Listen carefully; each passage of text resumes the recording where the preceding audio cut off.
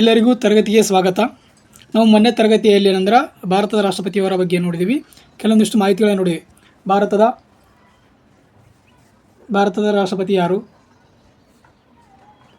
ಅಧ್ಯಕ್ಷರ ಆಯ್ಕೆ ಹೇಗೆ, ರಾಷ್ಟ್ರಪತಿ ಚುನಾವಣೆಯಲ್ಲಿ ಯಾರೂ ಭಾಗವಹಿಸುವುದಿಲ್ಲ ಮತ್ತು ರಾಷ್ಟ್ರಪತಿಯವರ ಅಧಿಕಾರಾವಧಿ ಎಷ್ಟು, ರಾಷ್ಟ್ರಪತಿಯವರ ಅರ್ಹತೆಗಳೇನು, ರಾಷ್ಟ್ರಪತಿ ಚುನಾವಣೆಯಲ್ಲಿ ಸ್ಪರ್ಧಿಸುವ ಅಭ್ಯರ್ಥಿಗೆ ಕೆಲವು ಷರತ್ತುಗಳೇನವ, ರಾಷ್ಟ್ರಪತಿಯವರ ದೋಷಾರೋಪಣೆ ಬಗ್ಗೆ, ರಾಷ್ಟ್ರಪತಿ ಹುದ್ದೆ ಕಾಲಿದ್ದಾಗ ಯಾರು ಅಧಿಕಾರ ವಹಿಸುತ್ತಾರೆ, ಭಾರತದ ಪ್ರಸ್ತುತವಾಗಿ ಏನಂತಂದ್ರೆ ನಾವು ಇವತ್ತೇನಂತಂದ್ರೆ ಭಾರತ ರಾಷ್ಟ್ರಪತಿಗಳ ಅಧಿಕಾರಗಳು ಮತ್ತು ಕಾರ್ಯಗಳ ಬಗ್ಗೆ ನೋಡೋಣ.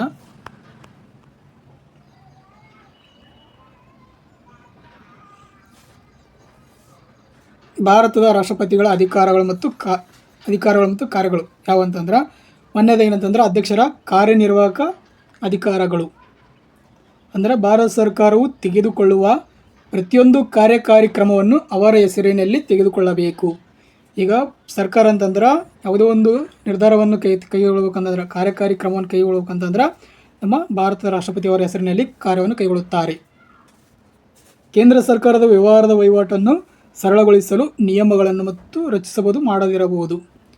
ಮತ್ತು ಅವರು ಭಾರತದ ಅಟಾರ್ನಿ ಜನರಲ್ ಅವರನ್ನು ನೇಮಿಸುತ್ತಾರೆ. ಅಟಾರ್ನಿ ಜನರಲ್ ಅವರ ವಿಧಿ ಯಾವುದಂತಂದ್ರೆ ಸಂವಿಧಾನದಲ್ಲಿ 76ನೇ ವಿಧಿ ಏನಂತಂದ್ರೆ ಭಾರತದ ಅಟಾರ್ನಿ ಜನರಲ್ ಅವರ ಬಗ್ಗೆ ಹೇಳುತ್ತದೆ.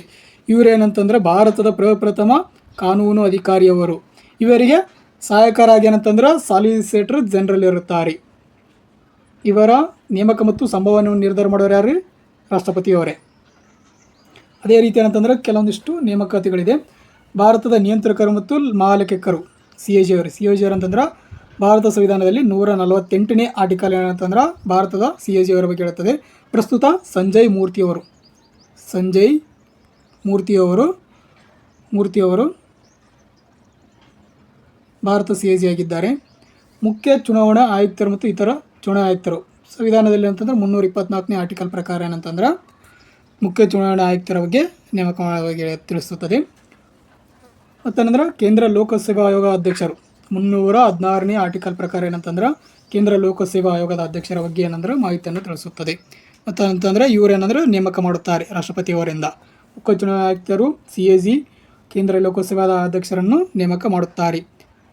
ಮತ್ತು ಸಂವಿಧಾನದಲ್ಲಿ 153 ಆರ್ಟಿಕಲ್ ಅಂತಂದ್ರೆ ಭಾರತ ಪ್ರತಿಯೊಂದು ರಾಜ್ಯಕ್ಕೆ ಅಂದ್ರೆ ರಾಜ್ಯಪಾಲರು ಇರಬೇಕಂತ ಹೇಳ್ತಾರೆ. ಆದರೆ ಸಂವಿಧಾನದ 155ನೇ ಆರ್ಟಿಕಲ್ ಪ್ರಕಾರ ಏನಂತಂದ್ರೆ ಭಾರತದ ಪ್ರತಿಯೊಂದು ರಾಜ್ಯಕ್ಕೆ ಅಂದರೆ ರಾಜ್ಯಪಾಲರನ್ನು ನೇಮಕ ಮಾಡುತ್ತಾರೆ. ಯಾರು? ರಾಷ್ಟ್ರಪತಿಯವರು.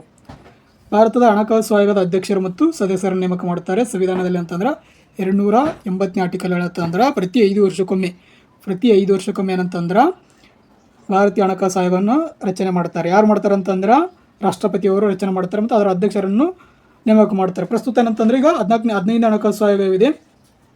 ಅದರದ್ದು ಅಧ್ಯಕ್ಷರು ಯಾರಂದರೆ NK ಸಿಂಗ್ ಅವರು ಅಧ್ಯಕ್ಷತೆಯನ್ನು ವಹಿಸಿಕೊಂಡಿದ್ದಾರೆ. ಈಗ ನೆಕ್ಸ್ಟ್ ಏನಂತಂದರೆ 2026ರಿಂದ 31ನೇ ಅವಧಿವರೆಗೆ ಏನಂತಂದ್ರೆ 16ನೇ ಹಣಕಾಸು ಆಯೋಗದ ಅಧ್ಯಕ್ಷರ ಅಂದರೆ ಅರವಿಂದ್ ಪನಾಗರಿ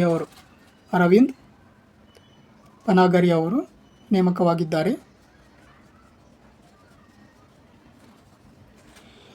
ಮತ್ತು ಸಂವಿಧಾನ ಕಾರ್ಯಗಳಂತಂದರೆ ಅವರು ಕೇಂದ್ರ ಸರ್ಕಾರದಿಂದ ಆಡಳಿತಾತ್ಮಕ ಮಾಹಿತಿಯನ್ನು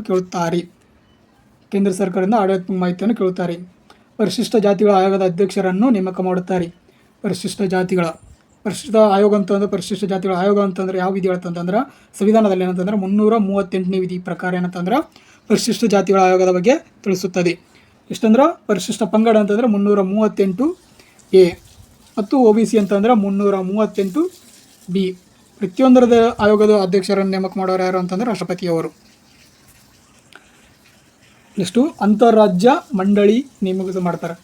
ಸಂವಿಧಾನದಲ್ಲಿ ಅಂತಂದರೆ 161ನೇ ಆರ್ಟಿಕಲ್ ಪ್ರಕಾರ ಅಂದರೆ ಅಂತಾರಾಜ್ಯ ಮಂಡಳಿ ಬಗ್ಗೆ ತಿಳಿಸುತ್ತದೆ. 161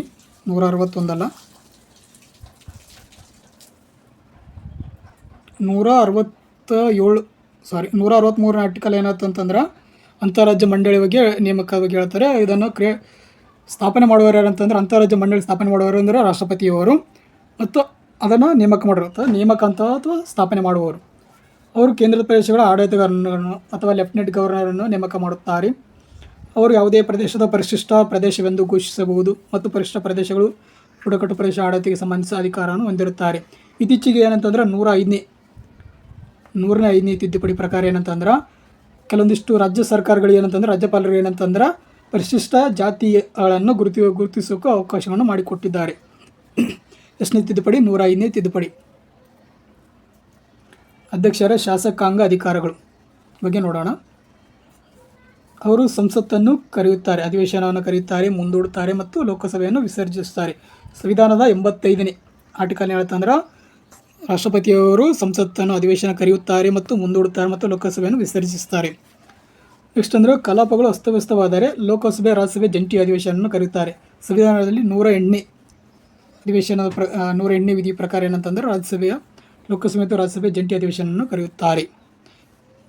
ಜಂಟಿ ಅಧಿವೇಶನ ಅಧ್ಯಕ್ಷತೆ ವಹಿಸ್ಕೊಂಡವರು ಯಾರು ಅಂತಂದರೆ ಲೋಕಸಭೆಯ ಸಭಾಧ್ಯಕ್ಷರು ಏನಂದ್ರೆ ಜಂಟಿ ಅಧಿವೇಶನದ ಅಧ್ಯಕ್ಷತೆಯನ್ನು ವಹಿಸ್ಕೊಂಡಿರುತ್ತಾರೆ.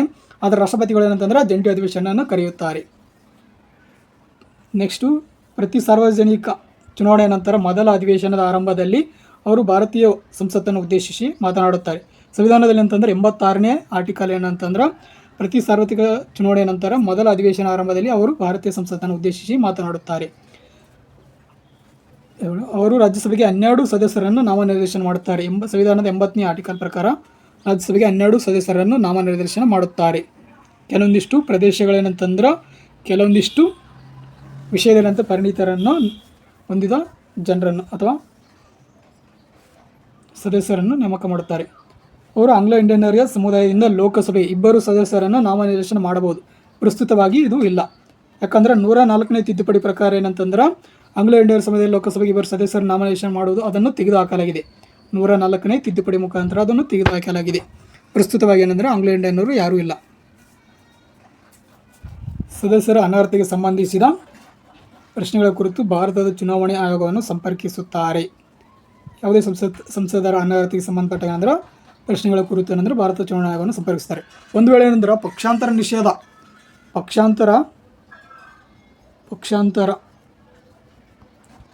ನಿಷೇಧ ಕಾಯ್ದೆ ಅನ್ವಯ ಏನಂತಂದ್ರೆ ಲೋಕಸಭೆಯ ಸಭಾಧ್ಯಕ್ಷರು ಸ್ಪೀಕರ್ ಇರ್ತಾರಲ್ರಿ, ಸ್ಪೀಕರ್ ಏನು ಮಾಡ್ತಾರೆ ಅಂತಂದ್ರೆ ಅವರು ಸಂಸದರ ಅನರ್ಹತೆಗಳನ್ನು ಕೈಗೊಳ್ಳುತ್ತಾರೆ. ಅನರ್ಹತೆ ಬಗ್ಗೆ ಅವರನ್ನು ಅನರ್ಹತೆಗೊಳಿಸುವರು ಯಾರಂದ್ರೆ ಪಕ್ಷಾಂತರ ನಿಷೇಧ ಕಾಯ್ದೆ ಅನ್ವಯ ಅಂದ್ರೆ ಸ್ಪೀಕರ್ ಅವರು ಕೈಗೊಳ್ಳುತ್ತಾರೆ. ಸಾಮಾನ್ಯವಾಗಿ ಏನಂತಂದ್ರೆ ಸಂಸದರ ಅನರ್ಹತೆಗೆ ಸಂಬಂಧಪಟ್ಟ ಏನಂತಂದ್ರೆ ಅನರ್ಹತೆಯನ್ನು ಗುರುತಿಸುವರು ಯಾರಂದ್ರೆ ಭಾರತ ಚುನಾವಣೆ ಆಯೋಗದ ಮುಖಾಂತರ ಏನಂತಂದ್ರೆ ರಾಷ್ಟ್ರಪತಿಗಳು. ಪಕ್ಷಾಂತರ ನಿಷೇಧ ಕಾಯ್ದೆ ಅಂತಂದ್ರೆ ಸ್ಪೀಕರ್ ಅವರು ಕೈಗೊಳ್ಳುತ್ತಾರೆ. ನೆಕ್ಸ್ಟು ಅಧ್ಯಕ್ಷರ ಆರ್ಥಿಕ ಅಧಿಕಾರಗಳು. ಹಣದ ಮಸೂದೆಯ ಪರಿಚಯಿಸಲು ಅವರ ಪೂರ್ವ ಶಿಫಾರಸು ಬೇಕು. 110ನೇ ಆರ್ಟಿಕಲ್ ಹೇಳುತ್ತಂದ್ರೆ ಆರ್ಥಿಕ ಮಸೂದೆ ಬಗ್ಗೆ ತಿಳಿಸುತ್ತದೆ. ನಮ್ಮ ಸಂವಿಧಾನದಲ್ಲಿ 112ನೇ ಆರ್ಟಿಕಲ್ ಏನು ಹೇಳುತ್ತಂತಂದ್ರೆ ವಾರ್ಷಿಕ ಹಣಕಾಸು ಬಗ್ಗೆ ಅಂತ ತಿಳಿಸುತ್ತದೆ. ಕೇಂದ್ರ ಬಜೆಟನ್ನು ಸಂಸತ್ತಿನ ಮುಂದೆ ಮಂಡಿಸುವಂತೆ ಮಾಡುತ್ತಾರೆ. ನಾವೇನಂತಂದ್ರೆ ಹಣಕಾಸಿನ ಮಸೂದೆಯನ್ನು ಪ್ರಪ್ರಥಮವಾಗಿ ಏನಂತಂದ್ರೆ ಲೋಕಸಭೆಯಲ್ಲಿ ಮಾತ್ರ ಮಂಡನೆ ಮಾಡುತ್ತೇವೆ, ರಾಜ್ಯಸಭೆಯಲ್ಲಿ ಅಲ್ಲ. ಅನುದಾನಕ್ಕಾಗಿ ಬೇಡಿಕೆ ಇಡಲು ಶಿಫಾರಸು ಪೂರ್ವಕ್ಷತವಾಗಿದೆ. ಭಾರತದ ಆಕಸ್ಮಿಕ ನಿಧಿ ಅವರ ನಿಯಂತ್ರಣದಲ್ಲಿದೆ. ಆಕಸ್ಮಿಕ ನಿಧಿ ಅಂತಂದ್ರೆ ಕಾಂಟಿಂಜೆನ್ಸಿ ಫಂಡ್ ಅಂತೇಳಿ ಸಂವಿಧಾನದಲ್ಲಿ 167ನೇ ಆರ್ಟಿಕಲ್ ಪ್ರಕಾರ ಏನಂತಂದ್ರೆ ಕಂಟಿಂಜೆನ್ಸಿ ಫಂಡ್ ಆಕಸ್ಮಿಕ ನಿಧಿ ಏನಂದ್ರೆ ಇವರ ನಿಯಂತ್ರಣದಲ್ಲಿ ಇರುತ್ತದೆ. ಇವರ ಅನುಮತಿ ಮೇರೆಗೆ ಏನಂತಂದ್ರೆ ಆಕಸ್ಮಿಕ ನಿಧಿಯಿಂದ ಏನಂತಂದ್ರೆ ಹಣವನ್ನು ಪಡೆಯಬಹುದು. ಇವರ ಪೂರ್ವ ಅನುಮತಿ ಇಲ್ಲದೇನಂತಂದ್ರೆ ಆಕಸ್ಮಿಕ ನಿಧಿಯಿಂದ ಹಣವನ್ನು ಖರ್ಚು ಮಾಡುವಂತಿಲ್ಲ. ಪ್ರತಿ 5 ವರ್ಷಗಳಿಗೊಮ್ಮೆ ಅಂದರೆ ಹಣಕಾಸು ಆಯೋಗವನ್ನು ರಚಿಸುತ್ತಾರೆ. ಆವಾಗ ಹೇಳಿದ್ದೀವಲ್ಲ, ಹಣಕಾಸು ಆಯೋಗ 280ನೇ ಆರ್ಟಿಕಲ್ ಪ್ರಕಾರ ಹಣಕಾಸು ಆಯೋಗವನ್ನು ರಚನೆ ಮಾಡುತ್ತಾರೆ ಅಂತ. ಅಧ್ಯಕ್ಷರ ನ್ಯಾಯಾಂಗ ಅಧಿಕಾರಗಳು. ಮುಖ್ಯ ನ್ಯಾಯಾಧೀಶರು ಸುಪ್ರೀಂ ಕೋರ್ಟ್ ಅಥವಾ ಹೈಕೋರ್ಟ್ ಮುಖ್ಯ ನ್ಯಾಯಾಧೀಶರ ನೇಮಕಾತಿ ಮಾಡುತ್ತಾರೆ. ಸುಪ್ರೀಂ ಕೋರ್ಟ್ ಅಂತಂದ್ರೆ ಸಂವಿಧಾನದಲ್ಲಿ 124ನೇ ಆರ್ಟಿಕಲ್ ಪ್ರಕಾರ ಏನಂತಂದ್ರೆ ಸುಪ್ರೀಂ ಕೋರ್ಟ್ ಮುಖ್ಯ ನ್ಯಾಯಾಧೀಶರನ್ನು ನೇಮಕ ಮಾಡುತ್ತಾರೆ. ಮತ್ತು 217ನೇ ಆರ್ಟಿಕಲ್ ಪ್ರಕಾರ ಏನಂತಂದ್ರೆ ಹೈಕೋರ್ಟ್ನ ಮುಖ್ಯ ನ್ಯಾಯಾಧೀಶರನ್ನು ನೇಮಕ ಮಾಡುತ್ತಾರೆ. ಅವರು ಸುಪ್ರೀಂ ಕೋರ್ಟ್ನಿಂದ ಸಲಹೆಯನ್ನು ಪಡೆಯುತ್ತಾರೆ. ಸಂವಿಧಾನದಲ್ಲಿ ಅಂತಂದ್ರೆ 143ನೇ ಆರ್ಟಿಕಲ್ ಪ್ರಕಾರ ಏನಂತಂದ್ರೆ ಸುಪ್ರೀಂ ಕೋರ್ಟ್ನಿಂದ ಸಲಹೆಯನ್ನು ಪಡೆಯುತ್ತಾರೆ. ಅವರಿಗೆ ಕ್ಷಮಾದಾನದ ಅಧಿಕಾರವಿದೆ. ಸಂವಿಧಾನದಲ್ಲಿ 72ನೇ ಆರ್ಟಿಕಲ್ ಅಡಿಯಲ್ಲಿ ಕ್ಷಮಾದಾನ ನೀಡಬಹುದು. ಒಕ್ಕೂಟದ ಕಾನೂನಿನ ವಿರುದ್ಧ ಅಪರಾಧಕ್ಕೆ ಶಿಕ್ಷೆ, ಸಮರ ನ್ಯಾಯಾಲಯದಿಂದ ಶಿಕ್ಷೆ, ಮರಣದಂಡನೆಯ ವಿರುದ್ಧ ಕ್ಷಮೆ ನೀಡುವ ಅಧಿಕಾರವನ್ನು ರಾಷ್ಟ್ರಪತಿಯವರಿಗೆ ನೀಡಲಾಗಿದೆ. ಅದರ ರಾಜ್ಯಪಾಲರಿಗೆ ಏನಂತಂದರೆ ಸಂವಿಧಾನದಲ್ಲಿ ಅಂದರೆ 161ನೇ ಆರ್ಟಿಕಲ್ ಪ್ರಕಾರ ಏನಂತಂದರೆ ಇವರು ಕ್ಷಮಾದಾನ ನೀಡಬಹುದು. ಅದರ ಮರಣದಂಡನೆಗೆ ಸಂಬಂಧಪಟ್ಟ ಏನಂದರೆ ಕ್ಷಮಾದಾನ ನೀಡುವಂತಿಲ್ಲ. ಅದರ ಶಿಕ್ಷೆಯನ್ನು ಕಡಿಮೆ ಮಾಡಬಹುದು. ಅಧ್ಯಕ್ಷರ ರಾಜ್ಯತಾಂತ್ರಿಕ ಅಧಿಕಾರಗಳು ಯಾವಂತಂತಂದ್ರೆ ಸಂಸತ್ತು ಅನುಮೋದಿಸಿದ ಅಂತಾರಾಷ್ಟ್ರೀಯ ಒಪ್ಪಂದಗಳನ್ನು ಅವರ ಹೆಸರಿನಲ್ಲಿ ಮಾತುಕತೆ ನಡೆಸಿ ತೀರ್ಮಾನಿಸಲಾಗುತ್ತದೆ. ಯಾವುದೇ ಒಪ್ಪಂದಗಳಾಗಬೇಕಂತಂದರೆ ರಾಷ್ಟ್ರಪತಿಯವರ ಹೆಸರಿನಲ್ಲಿ ಕೈಗೊಳ್ಳುತ್ತಾರೆ. ಅಂತಾರಾಷ್ಟ್ರೀಯ ವೇದಿಕೆಗಳು ವ್ಯವಹಾರಗಳಲ್ಲಿ ಭಾರತ ಪ್ರತಿನಿಧಿಯಾಗಿರುತ್ತಾರೆ. ಅಂತಾರಾಷ್ಟ್ರೀಯ ವೇದಿಕೆಗಳು ಮತ್ತು ವ್ಯವಹಾರಗಳೇನಂತಂದ್ರೆ ಭಾರತ ಪ್ರತಿನಿಧಿಯಾಗಿರುತ್ತಾರೆ. ಯಾರು? ಭಾರತ ರಾಷ್ಟ್ರಪತಿಯವರು. ಭಾರತದ ಅಧ್ಯಕ್ಷರ ಮಿಲಿಟರಿ ಅಧಿಕಾರಗಳು ಅವರಂದ್ರೆ ಭಾರತ ರಕ್ಷಣಾ ಪಡೆಗಳ ಕಮಾಂಡರ್ ಆಗಿರುತ್ತಾರೆ. ಯಾರು ಅಂತಂದರೆ ರಾಷ್ಟ್ರಪತಿಯವರು 3 ಪಡೆಗಳ ಕಮಾಂಡರ್ ಆಗಿರುತ್ತಾರೆ. ಮತ್ತು ಅವರು ಕಮಾಂಡರ್ಗಳ ಮತ್ತು ಸೇನಾ ಮುಖ್ಯಸ್ಥರು, ನೌಕಾಪಡೆ ಮುಖ್ಯಸ್ಥರು ಇವರನ್ನು ನೇಮಕ ಮಾಡುತ್ತಾರೆ. ಸೇನಾ ಮುಖ್ಯಸ್ಥರು ಯಾರು ಅಂತಂದ್ರೆ ಉಪೇಂದ್ರ ದ್ವಿವೇದಿಯವರು ಇದ್ದಾರೆ. ಉಪೇಂದ್ರ ದ್ವಿವೇದಿ. ಅದೇ ಥರ ಅಂತಂದರೆ ನೌಕಾಪಡೆ ಮುಖ್ಯಸ್ಥರು ಯಾರು ಅಂತಂತಂದ್ರೆ ದಿನೇಶ್ ಕುಮಾರ್ ತ್ರಿಪಾಠಿ.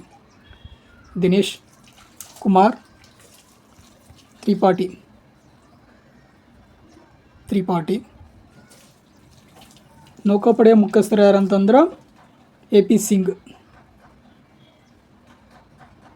ವಾಯುಪಡೆ ಮುಖ್ಯಸ್ಥರು. ಸೇನಾಪಡೆ ಮುಖ್ಯಸ್ಥರು ಯಾರು ಅಂತಂದ್ರೆ ಉಪೇಂದ್ರ ದ್ವಿವೇದಿಯವರು. ನೌಕಾಪಡೆ ಅಂತಂತಂದ್ರೆ ದಿನೇಶ್ ಕುಮಾರ್ ತ್ರಿಪಾಠಿ ಅವರು. ವಾಯುಪಡೆ ಅಂತಂದ್ರೆ AP ಸಿಂಗ್ ಅವರು. ಅಧ್ಯಕ್ಷರ ತುರ್ತು ಅಧಿಕಾರಗಳ ಬಗ್ಗೆ ನೋಡೋಣ. ಅವರು ಭಾರತೀಯ ಸಂವಿಧಾನ ನೀಡಲಾದ 3 ರೀತಿಯ ತುರ್ತು ಪರಿಸ್ಥಿತಿಗಳನ್ನು ಘೋಷಣೆ ಮಾಡುತ್ತಾರೆ.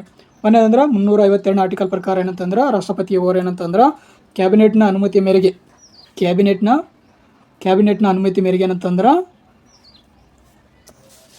ರಾಷ್ಟ್ರಪತಿಯವರು ಯುದ್ಧ ಅಥವಾ ಬಾಹ್ಯ ಆಕ್ರಮಣ ಅಥವಾ ಆಂತರಿಕ ಅಥವಾ ಸಶಸ್ತ್ರ ಗಲಭೆ ಅಂತೇಳಿ ಸಾಬೀತಾದ್ರೆ ಕ್ಯಾಬಿನೆಟ್ನಲ್ಲಿ ಅಂತಂದ್ರೆ ವಿಶಿಷ್ಟ 2/3 ಬಹುಮತ ಪಡೆದ ಏನಂತಂದ್ರೆ ನಾವು ರಾಷ್ಟ್ರೀಯ ತುರ್ತು ಪರಿಸ್ಥಿತಿಯನ್ನು ಘೋಷಣೆ ಮಾಡುವರು ಯಾರು? ಭಾರತ ರಾಷ್ಟ್ರಪತಿಯವರು.